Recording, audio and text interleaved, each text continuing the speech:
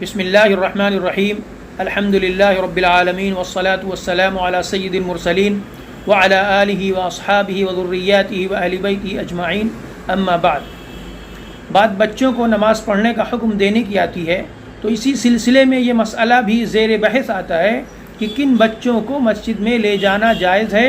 وہ کتنے سال کے ہو جائیں تو انہیں مسجد میں لے جایا جا سکتا ہے۔ تو یاد رکھنا چاہیے کہ جو بچے باشعور ہوں، سمجھدار ہوں، پاکی اور ناپاکی سمجھتے ہوں، مسجد میں ان کی طرف سے گندگی کرنے کا اور پیشاب پاخانہ کر دینے کا ڈر نہ ہو، اور وہ مسجد میں اتنا شور و ہنگامہ نہ کرتے ہوں کہ جس سے دوسرے لوگوں کے لیے نماز پڑھنا مشکل ہو جائے، ان کے لیے نماز میں سخت خلل واقع ہو جائے، تو ایسے بچوں کو مسجد میں لے جانا جائز ہے، بلکہ بعض علماء کے نزدیک مستحب ہے، تاکہ بچے عادی ہوں پہلے سے ہی مسجد میں جانے کے۔ حضور پاک صلی اللہ علیہ وسلم کبھی کبھی اپنی نواسی حضرت امامہ بنت زینب رضی اللہ تعالی عنہا کو نماز پڑھتے ہوئے اپنی گود میں اٹھا لیتے تھے، اور جب رکوع اور سجدہ کرنا ہوتا تو انہیں زمین پر رکھ دیتے، اور جب قیام کرتے تو پھر گود میں لے لیتے۔ اسی طریقے سے محدثین نے یہ واقعہ بھی بیان کیا ہے کہ آپ صلی اللہ علیہ وسلم خطبہ دے رہے تھے کہ حضرت حسن اور حضرت حسین رضی اللہ تعالی عنہما، جو دونوں چھوٹے بچے تھے، وہ مسجد میں تشریف لائے، تو حضور صلی اللہ علیہ وسلم ممبر سے اترے اور دونوں کو گود میں اٹھا لیا۔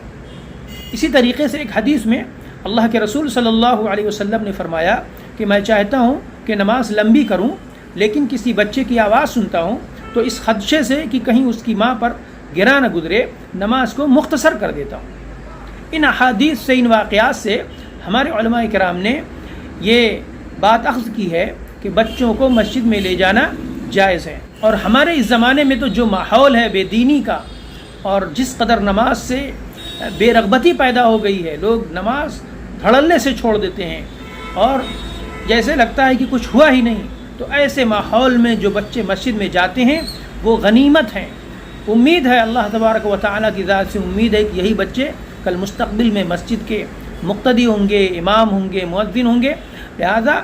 ان بچوں کو مسجد میں جانے سے نہ روکا جائے، بچوں کو مسجد میں بہت زیادہ نہ جھڑکا جائے، بہت زیادہ انہیں ڈانٹا ڈپٹا نہ جائے، بلکہ ان کی حوصلہ افزائی کی جائے، اور اگر بچے شرارت کریں تو انہیں پیار محبت سے سمجھایا جائے۔ لیکن بات وہی ہے کہ جو بچے بالکل بے شعور ہوں،